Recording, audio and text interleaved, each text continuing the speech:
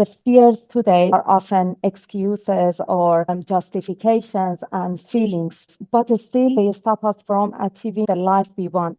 For me, it's going even deeper and saying, okay, how do I overcome my fears a lot quicker?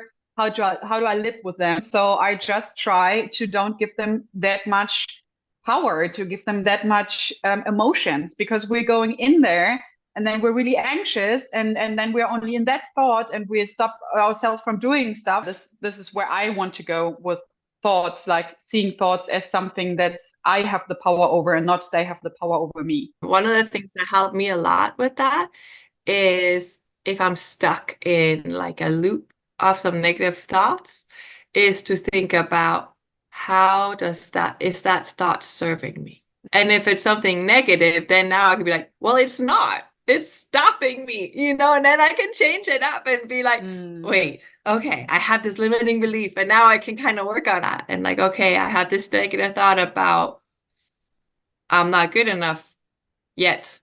So now we do, growth mindset. We put the little yet on there. So it's like, okay, well, how can I change that? Versus I'm not good enough.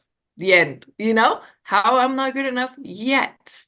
Now there's opportunity. We opened the door to change that about ourselves, or how we feel about ourselves. So 2 years ago, I learned to train my brain to not resist change by doing lots of little changes. For example, I started writing with left hand and brush my teeth with left hand and started watching different kind of series, movies, and doing different stuff. The hardest things was meditation. Oh my gosh, it took me long time until I just could manage to sit in one place and not running around everywhere. That was the hardest to me. But I can see lots of changes in me from 2 years ago. And I think that's a very good thing to start train our brain to get used to changes. So it wants more and more change. just gonna say that I'm a recovering perfectionist myself. And it took me many, many years. And I think perfectionism stops us, right? Just like Hazel, I wish she was here to hear this, but just like Hazel was saying, it's like I haven't even started yet. And I said I was gonna do it for 3 months or whatever, right? And that's that like perfectionism. And I think I too, it took me many years to kind of get over, it has to be perfect but perfect to who? There's always going to be a critic, Exactly. So why not just show up messy? And like Emily said, well, I tried this and I didn't really feel it. And then let me go, I really right now I like LinkedIn and let me try that. So I feel like that's the right way. My own journey right now, I have a thing about business. So I've been a career counselor for many years. So now I'm switching into kind of transformational coaching, but also with people who are kind of looking at their own careers and maybe wanting to make some changes. And like what you were saying in the beginning, Megan, they have all these accomplishments, but now I'm not happy. Or what Hazel was saying, this guy with $125 million and he's unhappy.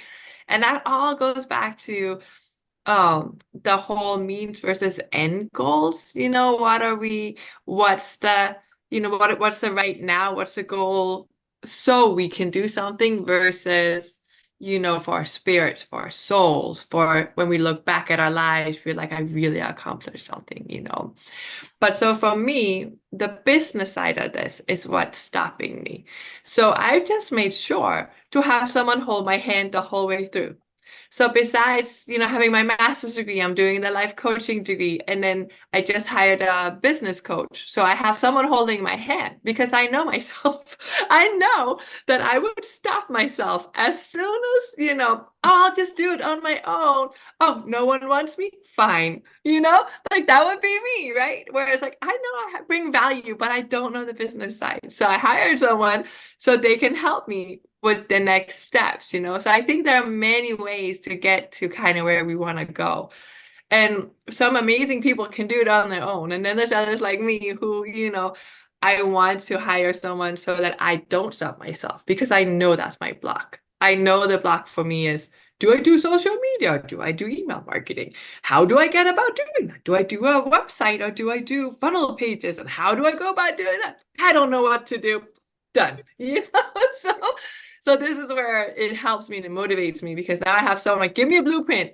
and I will do it because I get out of my own head about not being good enough. Having a coach has this benefit that just kick us out of our stories, these stories that we make up for ourselves, and they are not true, but it seems we need to be inspired all the time. Someone keep telling us what you say is not true. You're like this, you're powerful. Don't believe these stories. And I found replacing these negative thoughts with empowering thoughts really helped me to just change the way what I do stuff. If we think about it, we are creating our stories. So that means we can create different stories. We can create empowering thoughts for ourselves. So that's good news. I had to pick one fear. It's a fear of conflict that I Okay. struggled with for years. So the environment that I was in was kind of set me up that way, that you didn't get to speak up. Being in a comfort zone and I feel peaceful, I don't want to, have to argue with other people because I Hmm. would be afraid that they might get offended. As I got older, and I realized this is enough. Like, I'm so tired of not speaking up. And yeah, I just started from that realization, and through life stages, the confidence just started building up, and I started to speak up more.